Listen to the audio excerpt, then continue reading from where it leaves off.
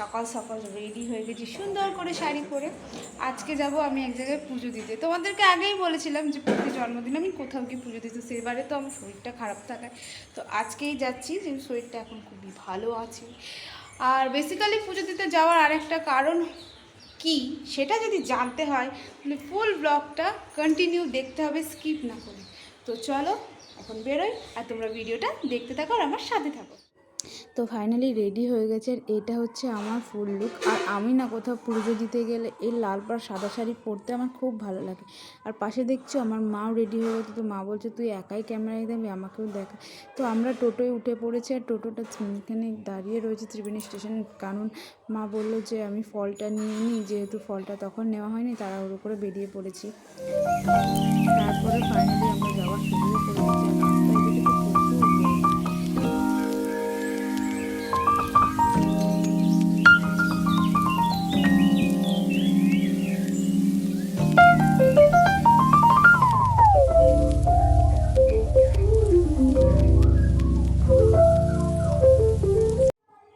তো ফাইনালি মন্দিরে পৌঁছে গেছি। মন্দিরে পুজো দিতে গেছিলাম আমি, মা, বোন, আর ক্যামেরার পিছনে রয়েছে আমার ভাই।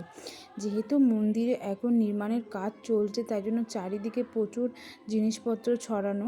আর এটা হচ্ছে আমাদের মন্দিরের যে একটা বট গাছ আছে, এখানে নাকি সাধু বাবারা আগেকার দিনে থাকতো, তো মানে বট গাছের নিচে তারা কিছু ধ্যান করতো। আর এখানে পুজোর সময় মাকে এই ঘাট দিয়ে স্নান করানো হয়, তখন পরিষ্কার থাকে, এখন নোংরা। এটা হচ্ছে মায়েরই মনসা মন্দির।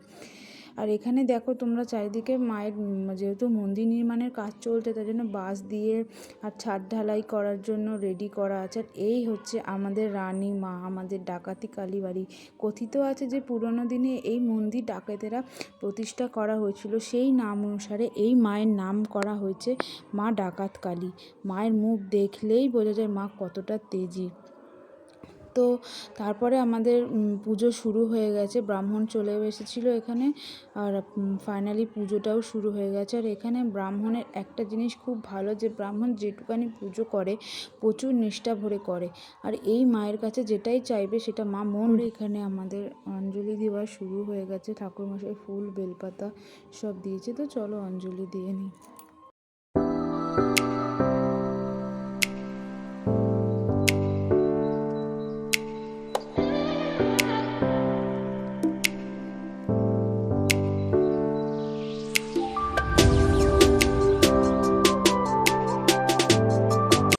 পুজো শেষ হওয়ার পর বলা হলো যে ধূপ আর মোমবাতিগুলো যেন মাকে দর্শন করিয়ে তারপরে মানে ধূপ মোমবাতি রাখার যে জায়গা করা আছে সেখানে দিয়ে দেওয়া হয়।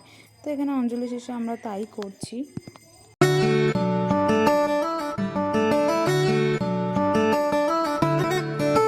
পুজো দেওয়ার শেষে মাকে প্রণাম করে নিজের মনস্কামনা জানিয়ে নিলাম। আর আমি বিশ্বাস করি মাকে মন থেকে ডাকলে মা ঠিক সাড়া দেয়। আর আমরা যখন পুজো দিচ্ছিলাম তখন এখানে আরেকজন ব্রাহ্মণ এসে গাড়িটা পুজো করে দিচ্ছে, যেহেতু পুজো দিচ্ছিলাম তাই এই ভিডিওটা করা হয়নি। তো ফাইনালি পুজো দেওয়া শেষ, এবার যাওয়া বাড়ি। আর এত শান্তিভাবে পুজো দেওয়া হয়েছে, মানে মনটাও প্রচণ্ড পরিমাণে শান্তি হয়ে গেছে, কি বলবো।